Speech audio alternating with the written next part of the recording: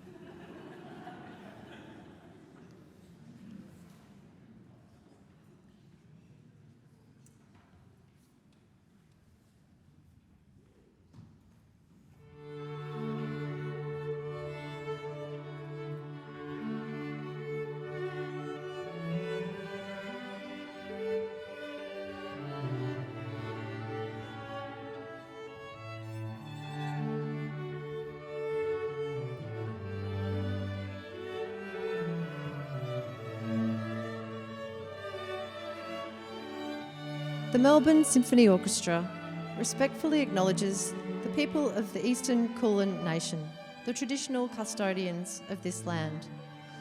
On this unceded land, we celebrate the oldest continuous music practice in the world. In our language of music, we honour this country and celebrate the strength of elders past and present as we walk together into our shared future.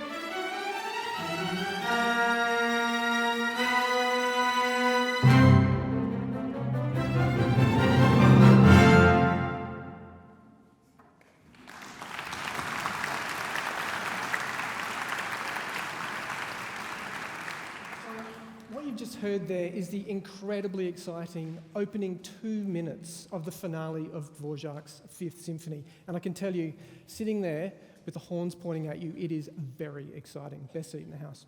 Now, the works of Antonín Dvořák are one of the standard inclusions on many orchestral programs. So if you've been listening to orchestral music in the past, you'll most likely have heard some of his works before, some of his more famous works.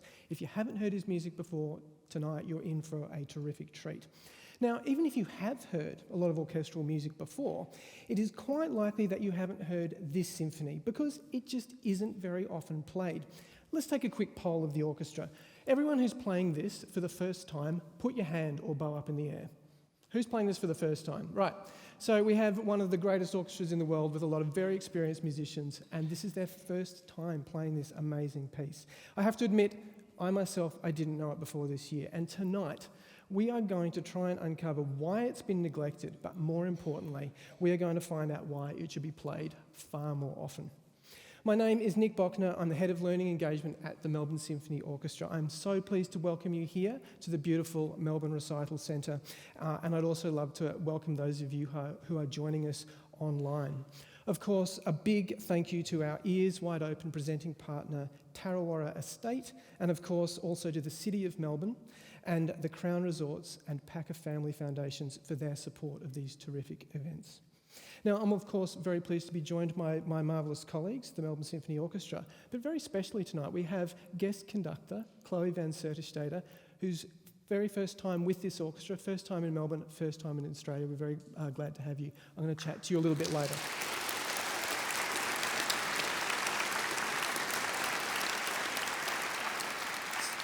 So there are 3 symphonies of Dvořák, just 3 that are regularly played, numbers 7, 8 and 9. They're the last 3 that he wrote. So if you know those, it's possible that the music you've just heard, it might sound sort of oddly familiar, even if you don't know this piece. And for me, the experience, it's a little bit like that thing when you see a photo of someone who you know very well from the time before you knew them. You know, when you're a kid, you're going through your parents' photos, you find a snap of them when they're 20, happy and carefree. You go, that's. And there's this kind of weird experience of familiarity and strangeness at the same time. That's what I found when I heard that.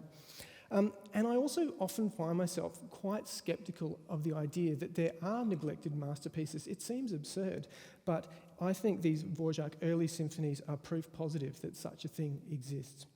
So how has this masterpiece become so neglected? There are 3 slightly complicated and intertwined reasons for this. I'm going to try and run through them as quickly as possible so we can get to the music. Firstly, Dvořák had quite a slow start to his career. The second reason, there's an element of racism at play here. We'll go into that in a minute. And thirdly, there's a certain element of intellectual snobbery. So, reason 1. One of the cliched pictures of our classical orchestral composers is this idea of the young genius bursting onto the scene. It's typified by Mozart. We know that story. But by the time we get to the second half of the 18th century, this is becoming much less common. So, composers like Tchaikovsky, Dvořák, Elgar, Stravinsky, they all had to work much harder to be discovered, to be found, and make a difference to what was going on. That means that Dvořák had created a lot of music, including this symphony, before anyone was really taking notice of him. And I think this does mean that, so maybe there's an idea that he only became famous once he started writing music worthy of attention. It's not the case at all. The second element of racism, I find this particularly interesting. So at the time that Dvořák was establishing himself, the supremacy of German and Austro-German composition was unquestioned. It had been established by Mozart, Haydn, Beethoven. It had been cemented by Mendelssohn, Schubert, Schumann, Wagner, Bruch, all of these other composers. But around this time, other countries, they were trying to establish some sort of school of composition that belonged to them. One of the earliest successes in this direction was in fact in Russia, and Tchaikovsky did very, very well. He was only 3 months older than Dvořák, but he was also subjected to this similar sort of disparagement on the basis of his Slavic background. For example, his violin concerto, and if you were at our last Ears Wide Open, you would have heard this mentioned.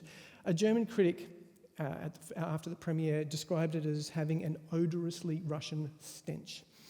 But there's a strong argument that this less familiar and more exotic music of Russia, which was much further away from Germany than the Czech, It's very complicated to talk about. The geopolitics of this area are beyond me, I have to admit, but you know these borders around Germany and Czechoslovakia have changed so many times.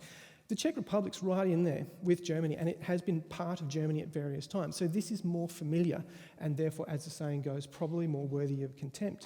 I mean, many Czech people would actually speak German as their first language, and in fact, my father was Czech-born, and I remember him speaking German with his parents. This racism is, of course, rather repugnant. At the time, it was rationalised in terms of this new theory at the time called Darwinism.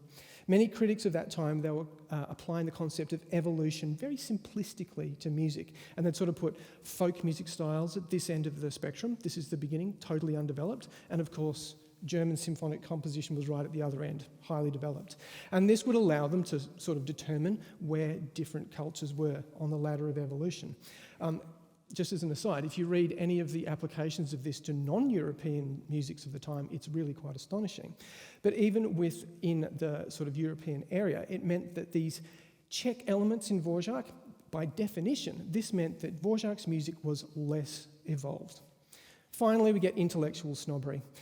Dvořák, he's a bit of an enigma. We sort of feel like we know him. He's kind of this mild-mannered guy who's kind of content to do what he did. He had a little bit of modest success. In reality, when you dig into it, there was clearly an artist with incredible drive and ambition, and the way he kept pushing for what he needed was actually comparable to Beethoven in many ways. He just had to express it differently because of this racism and intellectual snobbery.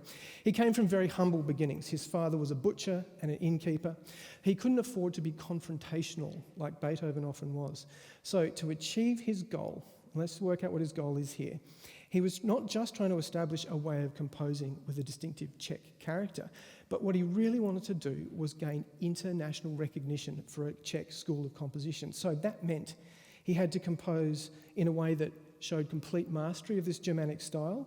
It had to display all of these elements of some Czech folk to give us that, but most importantly, it had to be appealing and popular.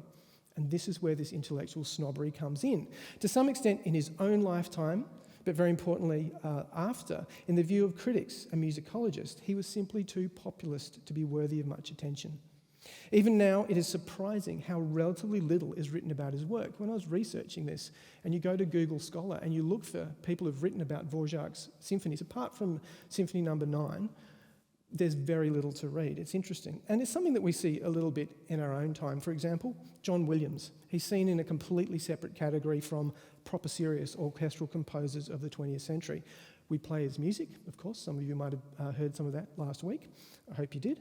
But you're not going to find it programmed in the main stage, serious part of what most orchestras do. So, let's get stuck into Symphony No.5. This was a bit of a turning point to Dvořák, and I think that's a little bit similar. For me, Beethoven 5 represents a bit of a turning point in his output of symphonies. And this is where Dvořák really started to hit his stride in achieving the aims that I've just mentioned before. So let's dig into it and see what we can find. At the very top of the work, beginning of the first movement, immediately Dvořák demonstrates his debt to, but also his understanding of Beethoven. There's an opening theme. It's very simple. It's Beethoven-like material. We get an arpeggio figure, and it's followed by 3 rising notes, and those rising notes have a distinctive rhythm. Let's just hear the clarinets play that for us because they carry it.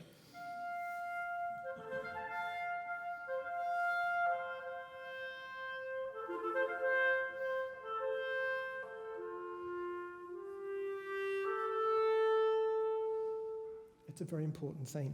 Now, he's supporting that Beethoven-y idea. Beethoven-y. I tried to say Beethovenian. It's much easier to write than to say. He's trying to support that Beethoven-like idea with something that's very Dvořák, and this happens in the violas.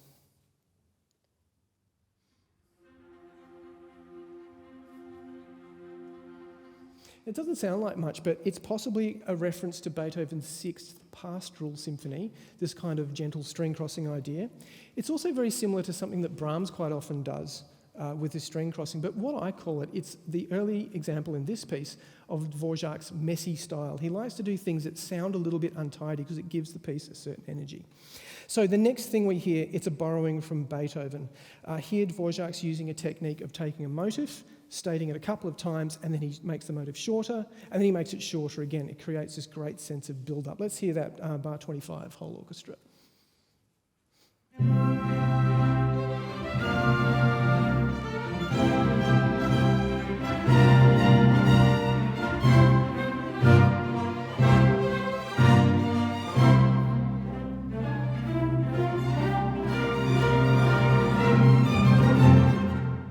So do you hear how that we get this motive again, and then it gets shortened and shortened and shortened, and it creates this build-up. Immediately to finish this build-up, which is very much Beethoven, he expands on this messy style that I think is very much Dvořák, and creates this flurry of excitement across 3 bars. Let's hear the whole orchestra at bar 42 to bar 45.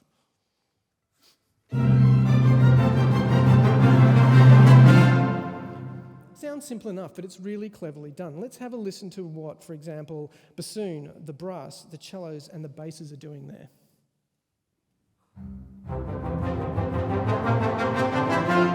They've just got straight triplets. Yat-da-da-da-da-da-da-da-da-da-dum. Let's hear what the violins and violas are doing at the same spot.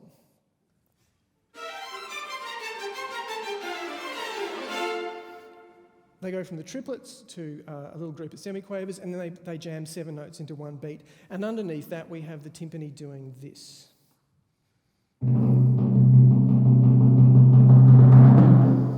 All of these different rhythms are kind of layered on top of each other, and they create this great sense of energy. It's something you'll find a lot in Dvořák. Now, the next thing that we hear, it feels like a change of character and a change of theme, but it demonstrates perfectly this brilliant hidden unity of Dvořák's symphonic construction. Let's hear the whole orchestra, bar 45.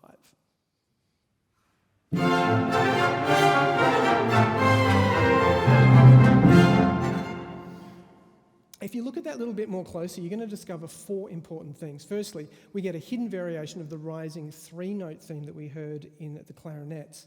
And also, very importantly, here's something Dvořák really liked to do, and once you notice it, you can't stop noticing it. He loved symmetry in his themes. This theme rises for 2 bars to a peak, and it falls for 2 bars. You find the same thing in the beginning of the New World Symphony, yum dum dum dum dee yum dum dum dum. This symmetrical construction. So, just to prove to you that this is actually a variation of the first thing we heard, I'm going to get you to sing the first theme while the orchestra plays this. Now, we haven't done any singing in Ears Wide Open all year, and I've been really missing it. We sometimes do this. So what I'm going to need you to sing, can I have an F from someone, please? I'm going to want you to sing these notes, dum, tom, ta-dum, and I want you to sing them to these words, remember this. Audience together, here we go, 1 and... Okay, I think you're ready. Let's put that together with the orchestra. So this is orchestra 45, and you're going to sing that. Here we go. Let's see if we can get it together.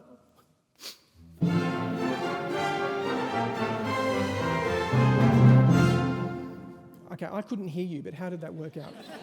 Was it good? Can we do it one more time? Can you sing really, really loudly, and can you play a little bit quieter? I want to see if this actually fits. So, remember this. Really loud. Come on, let's have it. You don't get to sing with Melbourne Symphony Orchestra very often. Here's your chance. Here we go. Let's go.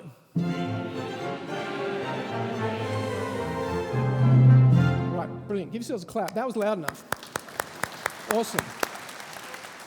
So that was 2 important things. The variation of that theme, the symmetry of it.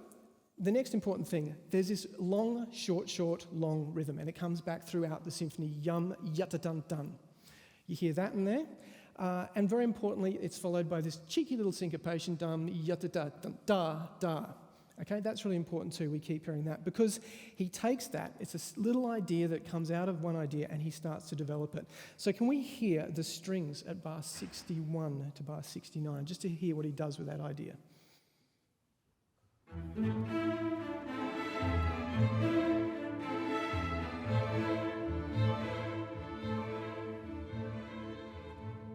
So here we have this new element, and it's brought to the fore, and then it's heard competing with the earlier idea. Strings again at 73 as they go on, 73 to 80.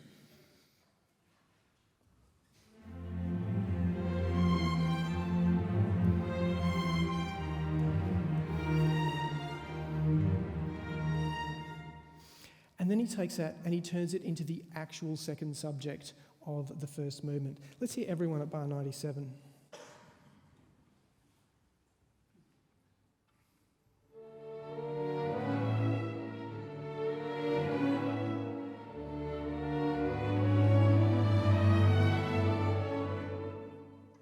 So do you hear how that idea that was yum-dum, it now becomes the second half of a new idea. And this is something that Dvořák does brilliantly, introducing an idea as kind of secondary and then making it more important. So the next thing he does is he demonstrates this level of mastery of the form, and it's equal to Beethoven and Brahms. Immediately after introducing the second subject, he starts to work with this idea in a way that would often actually be later in the piece, in the development section. And what he's doing is he's really driving home the central idea of symphonic composition, which is to have two contrasting ideas, two contrasting moods in one movement and have them work against each other. So we get this more relaxed idea that we've just heard in the second movement, and it keeps being interrupted by the whole orchestra. So the duality is really clear. Can we have everyone at 133, please?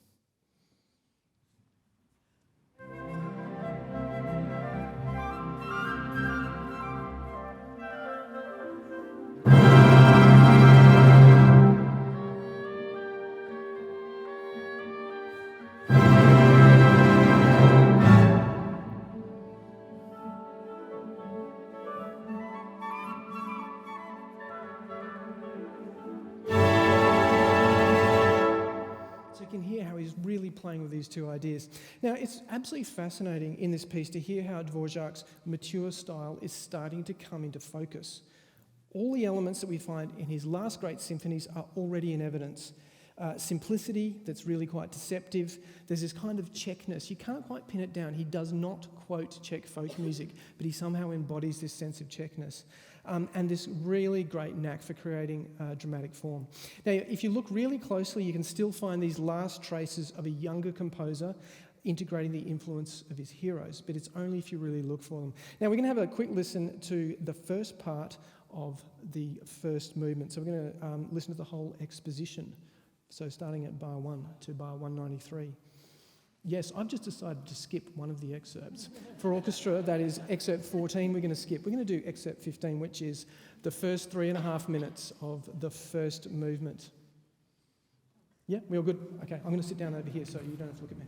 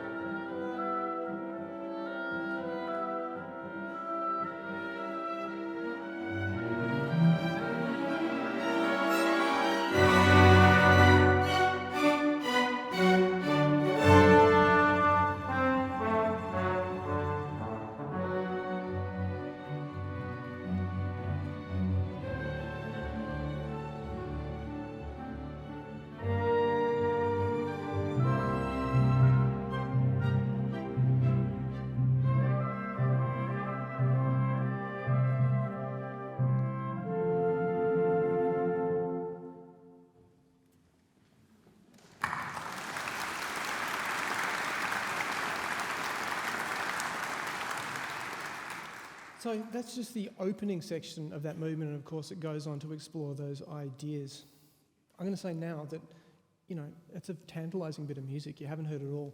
The orchestra will be playing the whole symphony in just a few weeks' time, so you're going to want to hear all of that.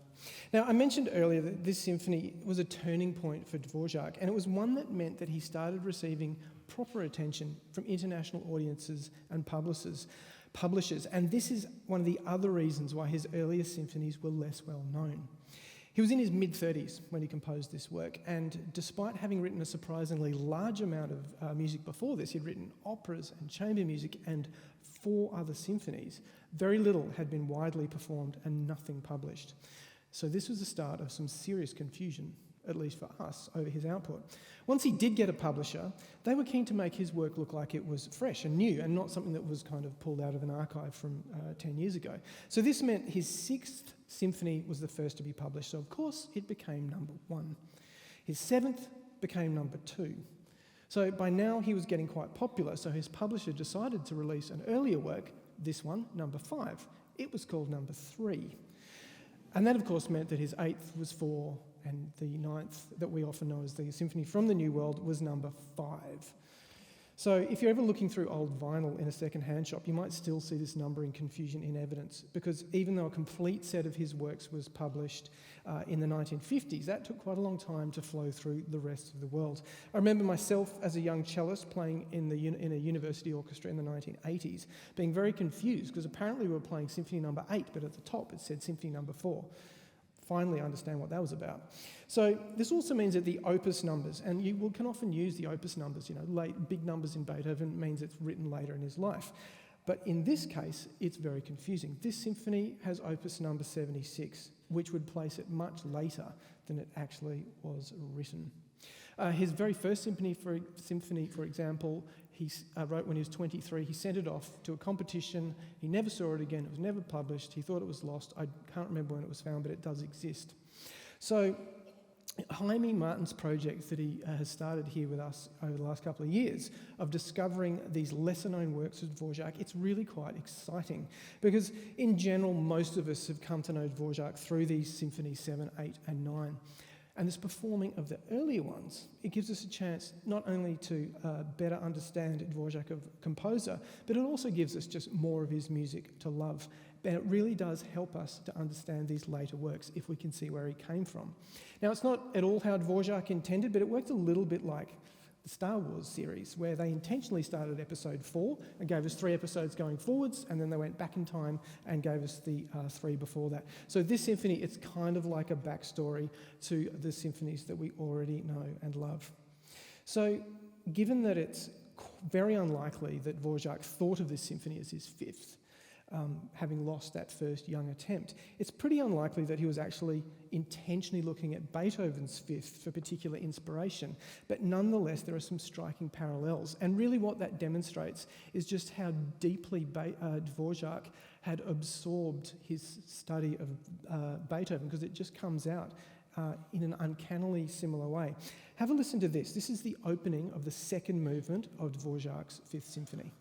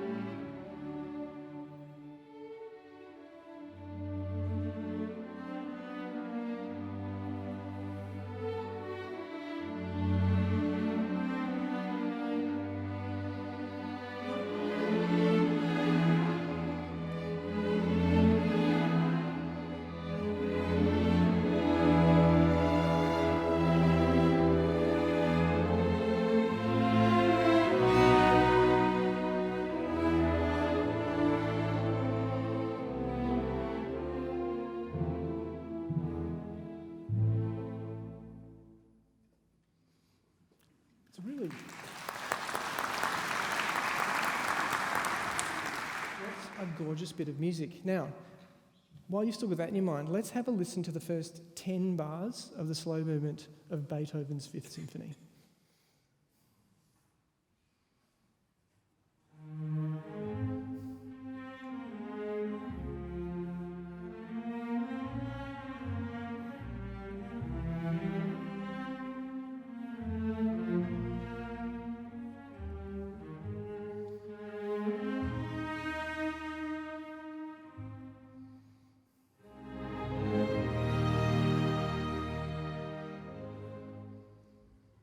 It's possible at this point you're going, actually, they're not at all similar. What are you talking about? But just bear with me here, because I find it quite striking. In both of the composers, they move in their second movement to exactly the opposite mode to where they started in. So you hear how gentle and pastoral that Beethoven is, having started in yatatatam, whereas Dvořák starts very gently in his first movement, and then and cheerful, and becomes quite somber and dark in his slow movement. So they both move to the opposite mode, Beethoven from minor to major, Dvořák from major to minor. So there's that kind of mirroring. And then there are these similarities. You will have noticed that the low strings featured most beautifully in both of those, accompanied by a pizzicato bass line. So the orchestration is incredibly similar. The phrase length is the same, and at the same point in the phrase, you get this modulation away, and then it comes back through a repeated dominant tonic. So they are actually incredibly similar. They're both also in this andante triple time. The feeling of them is very, very similar. Let's just have a listen again to that, the opening 10 bars, 11 bars of Dvořák's slow movement.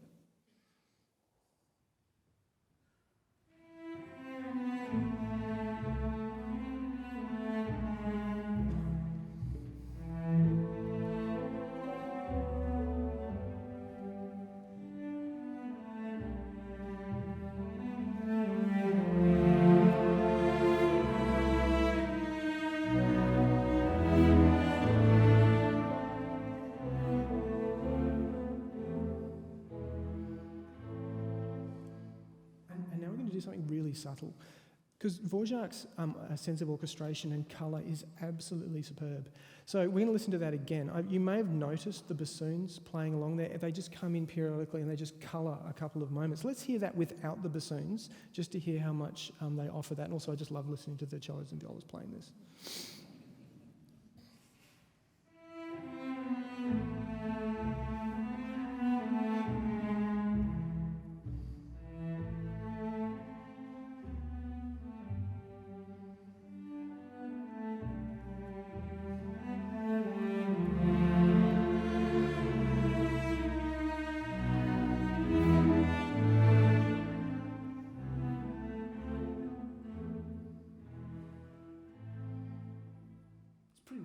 Too. But you can hear the way that Dvořák actually uses that wind colour to frame the phrase and really give you that sort of structural thing quite subtly but importantly. So this movement, it continues. We don't have time to look at any more of it, but it continues with a simultaneous borrowing from Beethoven. He takes this first theme and he starts to vary it, and that's exactly what Beethoven does. He adds more and more notes to it to make it different as he goes on, which is exactly what Beethoven does. But then Beethoven introduces the second theme and varies those in alternation, whereas Dvořák goes to a completely different section, which is an A, B, A, or song form, which is a more Czech element. And this is one of the things that a lot of critics will try to use to say, well, there you go, that proves that Dvořák is less sophisticated because he's reverting to this song form, an A section, a contrasting B section, and back to an A. The work's not naive and at all, it's quite the opposite. It's Dvořák starting to make that perfect combination of classical style that is absorbed from his study of Beethoven and, importantly, Schubert. They were both very important influences for him, but combining it with his own melodic material. And there's another subtle link to Beethoven is that I think, remember when I mentioned that theme with the long, short, long, yum, ta-da-dum? We get that again in that slow-mo, ya-da-da-ti, ya-ta-tum-tum-tum. So there's this rhythmic element that keeps coming back, and that is something that we looked at in Beethoven 5, I think, last year, where there's a rhythmic thing that unifies all the movements. It really holds this large-scale work together.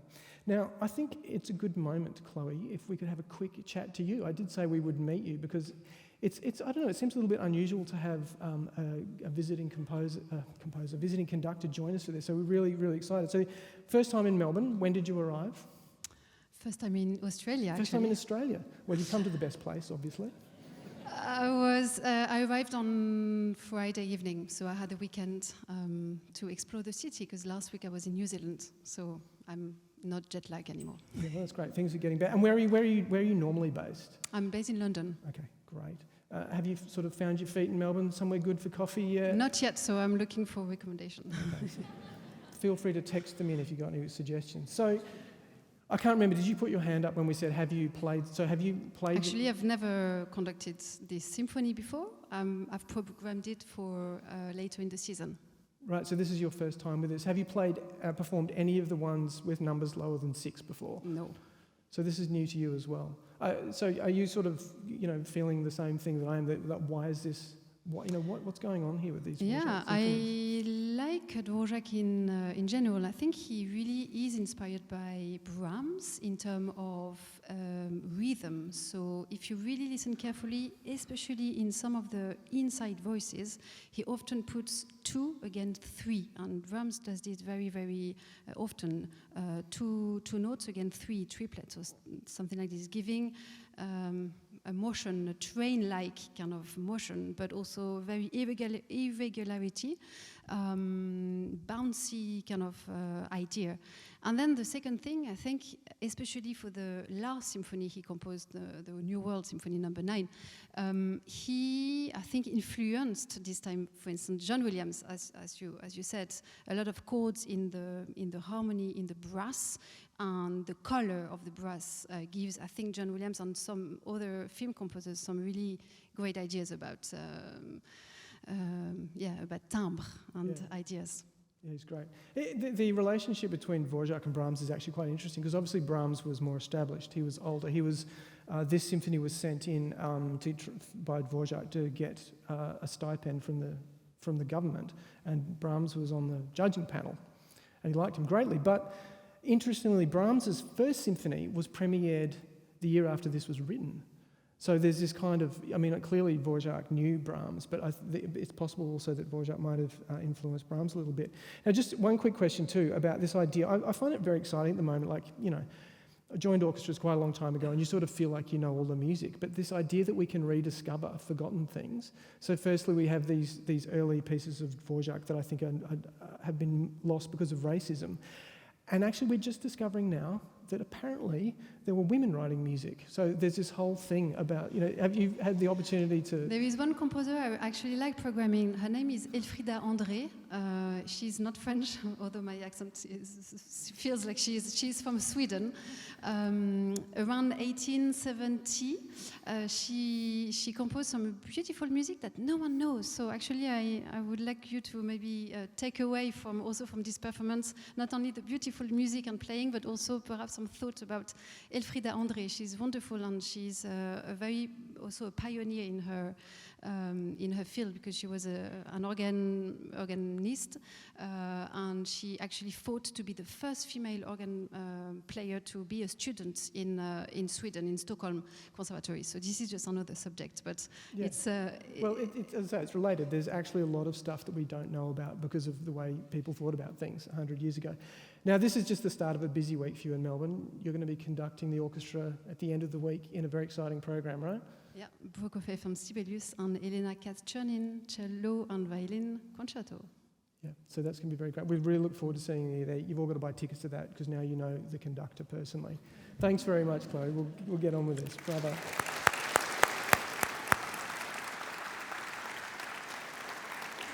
So we're now going to jump to the fourth movement. The third movement is absolutely fantastic. It's one of those really great examples of Dvořák taking his Czech heritage and bringing it to the fore. But I want to jump to the fourth movement because it's an amazing example of this appealing and simple surface of Dvořák hiding a sophistication and complexity. Now, the finale has, in typical symphonic style, two main themes. And as I said before, that is an absolute pillar of symphonic composition, working with two contrasting ideas.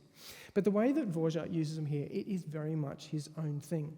So the standard approach, if there is such a thing, is to introduce one theme, has a character, you have a transition, You get to the second theme, it's different key, then you work the two themes together, and at the end you feel like you've achieved something. Now, what Dvořák does, though, is he actually takes two themes, but within each of these sections where he is introducing them, he makes them contrasting to themselves. So he takes this theme and he immediately flips the same theme to the contrasting character. And then he creates this second theme, which does actually contrast to to the first theme, so the second theme, and then he flips that. So we get this amazing kind of energy created from going from this character to that, transition that character to this, and it really drives the movement forward. Let's get into that because it'll be much more easy to understand when you hear some music. At the very beginning of this movement, and we started with this evening, the movement opens, and it's somewhat surprising in this mood of crisis. Let's hear the very beginning of the fourth movement.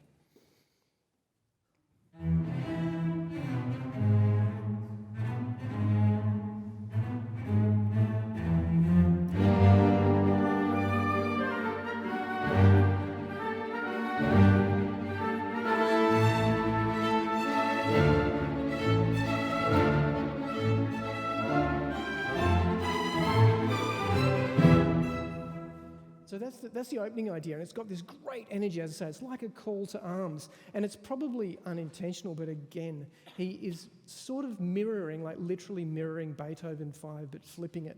Beethoven 5 starts in crisis, da-da-da-dum, and by the time we get to the beginning of the fourth movement, we have this amazing sense of redemption. In this symphony, Dvořák is starting in this beautiful pastoral mode, and when we get to the fourth movement, we have this sense that something very dangerous is happening. But then the mood of crisis lifts really quite quickly and suddenly, and we now hear this same theme, yum dee da da dum dum dee dum. It's transformed into this. Can we hear the whole orchestra bar 55, please?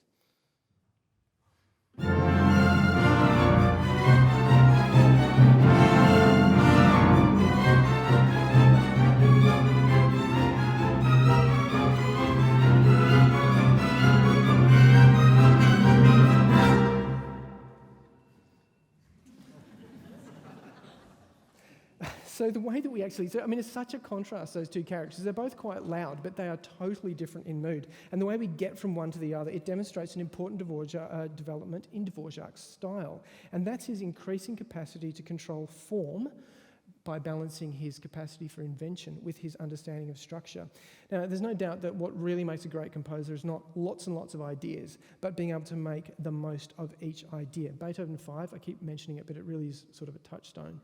That's the pinnacle of that one 4-note idea, whole symphony. And Dvořák was getting there. One of the criticisms that has been levelled at his music over the years has been kind of the flip side of one of his strengths. He has this capacity for endless melodic invention. You just get one tune after another, and they're all stunning. But it can potentially lead to this lack of formal coherence.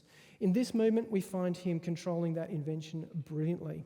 There's one very unusual and I think extremely interesting way that he does that, is he has this idea, he allows it to come into the piece, and he just leaves it hanging there without actually elaborating it. And that's how he gets from this first character of the first theme to the second character. Let's have a listen to this, the whole orchestra bar 35, please.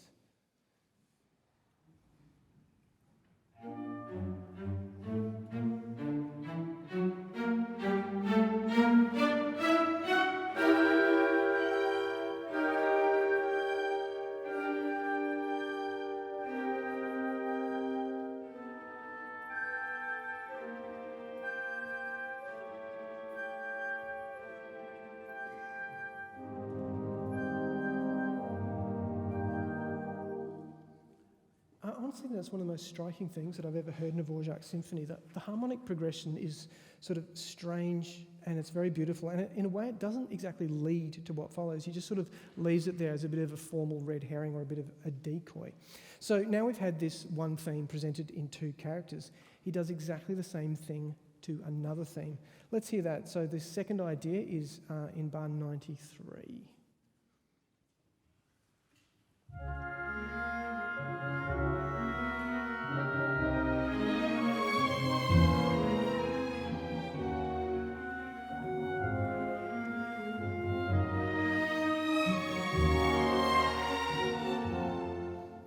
It is such a lush lush and tender theme, and it's one that, for me, it really starts to evoke the language of the golden age of Hollywood. It's absolutely no coincidence. There's this really important relationship between this music that came from Central Europe at this time that ended up in America. That is a whole other presentation that hopefully we'll get to one time. Before long, though, this beautiful, tender reverie has become something quite different in bar 131.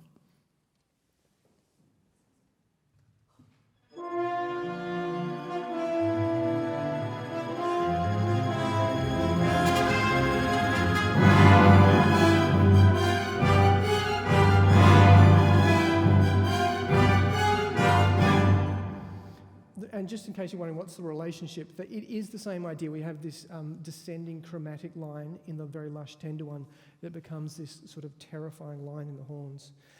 And once again, the transition between these two versions of the theme displays a level of genuine sophistication.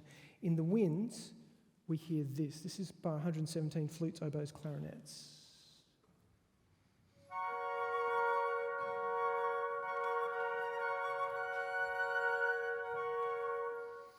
And what you start to realise, that arpeggio that you hear in the clarinets is exactly how the very first movement started. So bringing themes back from earlier movements is known as cyclic form. And although it existed well before Beethoven, it was in Beethoven's Fifth Symphony that was a major turning point in his symphonic development. It was a major turning point in the development of the symphony in general to turn it into a very powerful, expressive form. Again, this is Dvořák using this technique in a very subtle and integrated way. It's such that you could almost not notice it. So, having transitioned from the lush, beautiful version of this tune to the tragic, we're then led back to the original version of the first theme. So that you see what I mean about this? We start tragic, we become joyful, we become lush, we become tragic, and it's this kind of really energetic cycle that he creates. Now, that's an awful lot that happens in just the first few minutes of this movement. And what really is the point here is that the supposedly simple, naive Dvořák, he's taken the traditional symphonic form, two contrasting themes presented one after the other, and he's created this sort of nested version within each section. It sounds sort of complicated, but what I mean is where the A section would present one theme, Dvořák's created a mini exposition where you get the one theme, a transition and a contrasting theme, and then you get a transition and you get a new theme, and so it's sort of like two expositions inside one exposition. It's kind of like this Russian doll effect. Most importantly, you don't have to realise the complexity of it, you just have to experience the drama and the impetus that this form creates. Now, I just want to highlight another beautifully subtle colour in Dvořák's orchestration. There's this passage of static harmony, and the winds are carrying this line. We're going on to excerpt 27. The winds are carrying this line, but he colours one note in each bar with just the violas. This is another listening test for you. It's very, very subtle, but see if you can hear how the violas create this. So this is the whole orchestra, bar 127.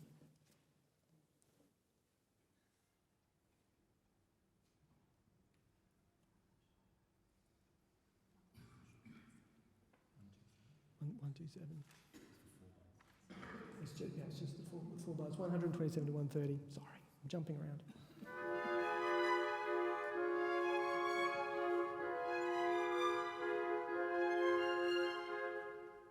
It's very, very subtle. So I have to say this. I mean, what I'm doing to the orchestra here, it's really very unkind. I'm sort of jumping around, I'm talking about and asking for bits. So they do an amazing job, and so is Chloe, who's not had the joy of doing this before. She's very, very brave.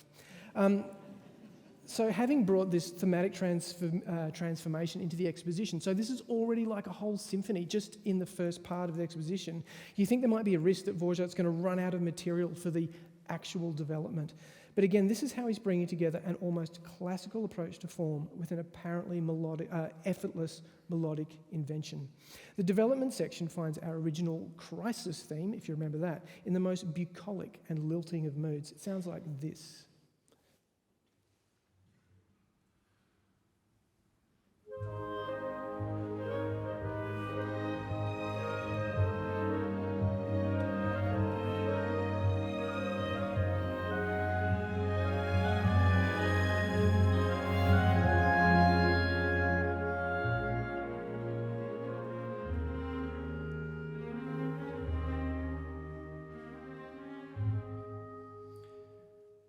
The melodic shape of that and the way he's writing in these parallel thirds, it's a very, very Czech folk kind of thing. So once again, he's bringing this Czech idea without actually quoting anything. And it demonstrates brilliantly how he's infiltrating the German symphonic form with Czech-like content.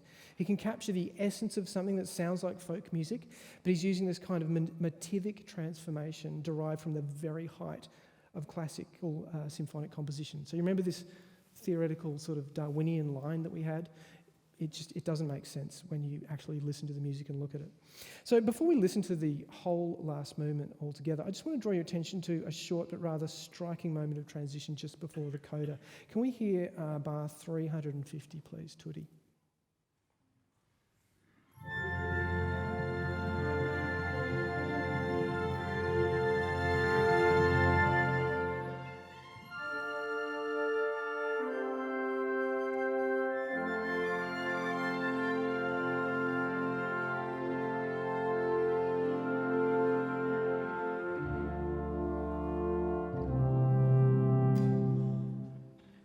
So that could very well be the 12 bars of music that led ultimately to his invitation to go to America nearly 20 years later.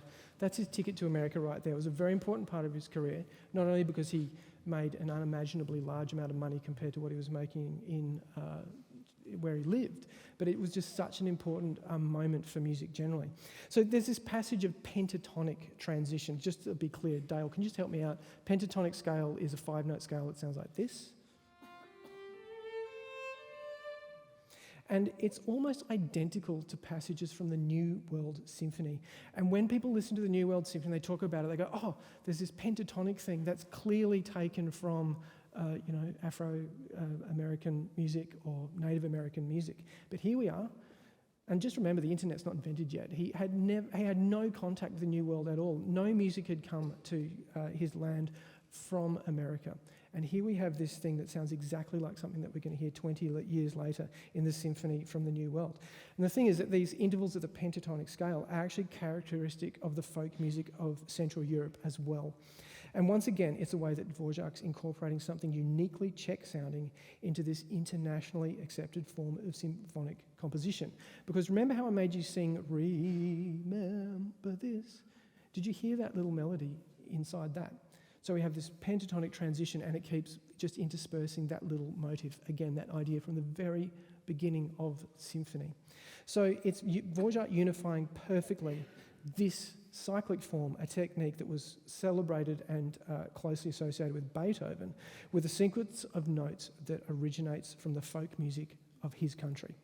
So here, in just these 12 bars of music, it's the clearest example yet of Dvořák's contribution to Czech music, the complete infiltration of the great Germanic style with the essence of the music of his homeland. So I hope you've enjoyed discovering this neglected masterpiece with us tonight. And if you were at all sceptical, as I once was, that there is such a thing, I hope you agree that there definitely is one. I also think it's quite timely to mention that the way that much of Dvořák's music has been sidelined, it's such a shame that we're only discovering it now. It's really something of a warning to us.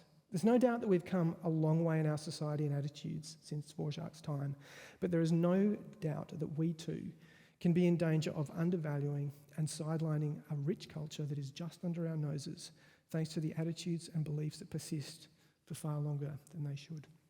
I would absolutely urge you to come and hear this whole symphony when the MSO plays it on the Hamer Hall stage in just a few weeks' time with Jaime Martin conducting. Check the MSO website for details. I think there might just be a few tickets left. But for now, enjoy Chloé van Soeterstède and the musicians of the MSO bringing us the fourth movement of Dvořák's Symphony No.5. Thank you.